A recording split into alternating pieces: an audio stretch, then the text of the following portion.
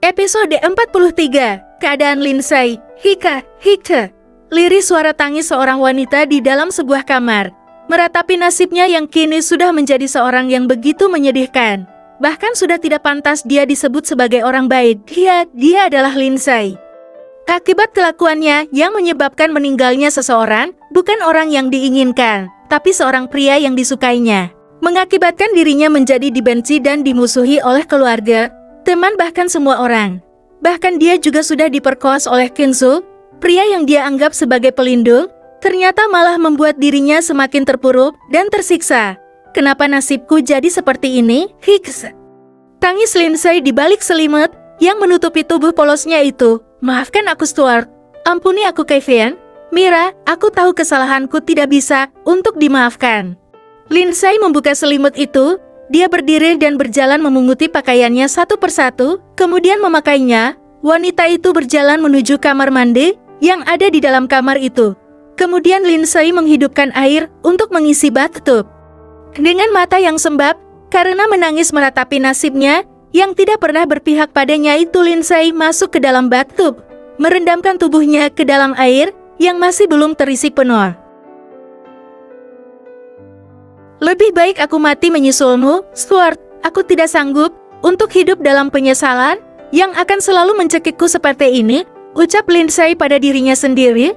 Kenzo yang masih berada di luar rumah termenung. Setelah menelepon Kevin, tiba-tiba perasaannya menjadi tidak enak. Kenzo mengambil sebatang rokok dan menghisapnya kembali. Entah kenapa dia merasa kasihan terhadap Lindsay.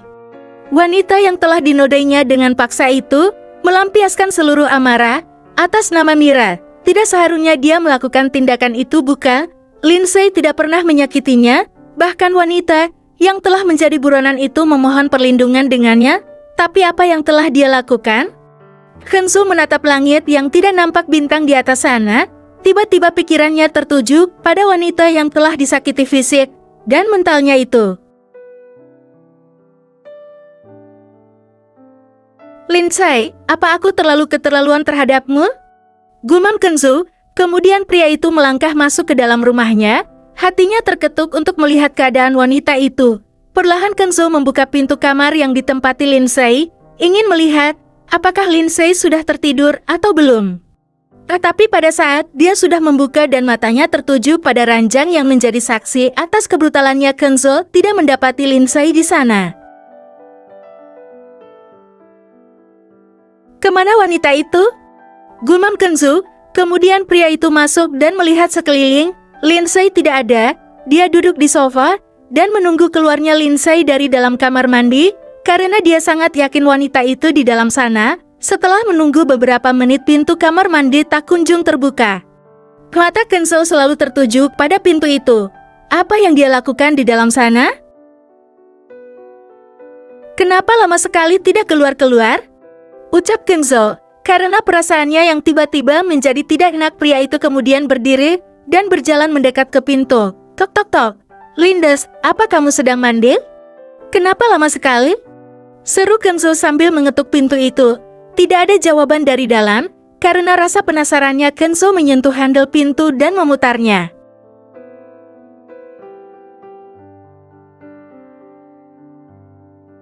Tidak dikunci. Kenzo membuka perlahan pintu itu, dan dia pun memberanikan diri masuk ke dalam. Lindsay!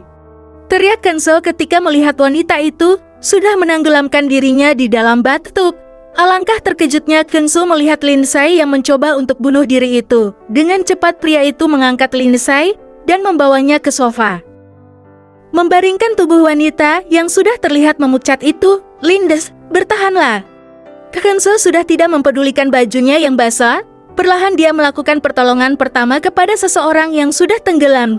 Kenzo meletakkan tangganya di dada Lindsay dan menekannya berkali-kali.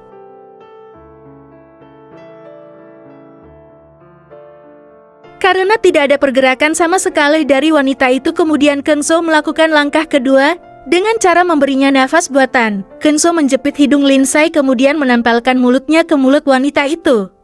Memberinya nafas buatan karena detak jantungnya yang berhenti akibat air yang sudah masuk ke dalam paru-parunya.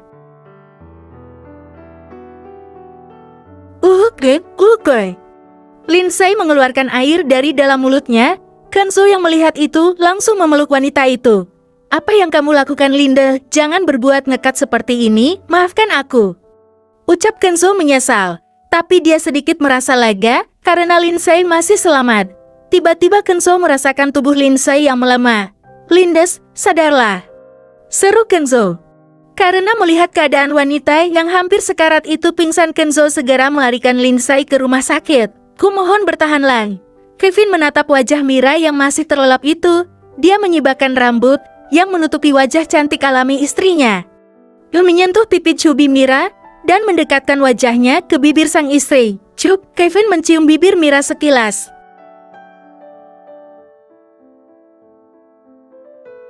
Mira yang merasakan itu mengerjapkan matanya. Perlahan dia membuka lebar mata yang terlihat membengkak itu dan menatap wajah bule tampan di hadapannya. Selamat pagi sayang, sapa Kevin tersenyum. Pagi, Amah, aku mau ke kamar mandi, ucap Mira kemudian beranjak dari tidurnya. Hati-hati sayang. Biarkan aku membantumu. Kevin memapah Mira ke dalam kamar mandi. Mira yang merasa tiba-tiba perutnya mual sudah tidak tahan. Mira memuntahkan isi perutnya yang kosong itu. Hanya ada cairan bening keluar karena wanita itu memang tidak makan dengan teratur selepas kepergian Stuart. Apa kamu baik-baik saja sayang? Tanya Kevin khawatir. Mira hanya menggeleng. Kita ke rumah sakit sekarang. Kevin yang tidak tega dengan kondisi Mira yang selalu muntah di pagi hari itu segera menelepon seseorang.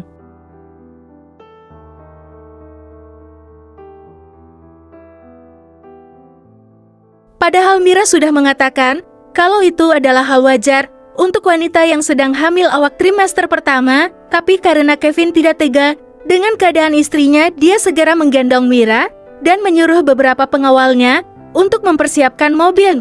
Di sisi lain, Kenzo menatap wanita yang terbaring lemah di ranjang kamar sebuah rumah sakit. Dengan infus menancap di pergelangan tangan wanita itu. Untung Anda segera memberikan pertolongan pertama pada korban tenggelam, karena hampir saja paru-parunya terisi penuh dengan air yang bisa menyebab fatal pada pasien, ucap seorang dokter yang telah menangani Lindsay. Bagaimana keadaannya sekarang, Don?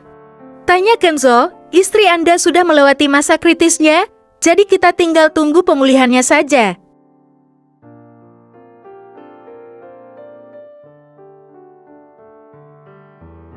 Nanti 2 jam lagi saya akan mengecek kondisinya yang terkini, jawab sang dokter yang mengira bahwa Lindsay adalah istri Kenzo. Terima kasih dokter. Sama-sama tuan, saya permisi dulu karena ada pasien lain yang menunggu, ucap sang dokter. Kenzo mengantarkan dokter tersebut keluar dari dalam kamar rawat Lindsay. Saat akan masuk kembali ke dalam, dia tiba-tiba melihat Kevin berjalan sambil mendorong sebuah kursi roda yang diduduki oleh Mira. Kevin dan Mira? Apa yang telah terjadi? Kenapa Mira memakai kursi roda?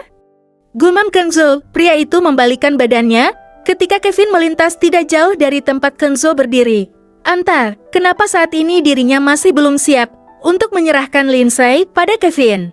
Jujur hatinya menjadi tidak tenang dengan keadaan wanita itu yang sudah nekat berbuat hal seperti itu. Maaf Kevin, aku belum siap untuk menyerahkan Lindsay padamu.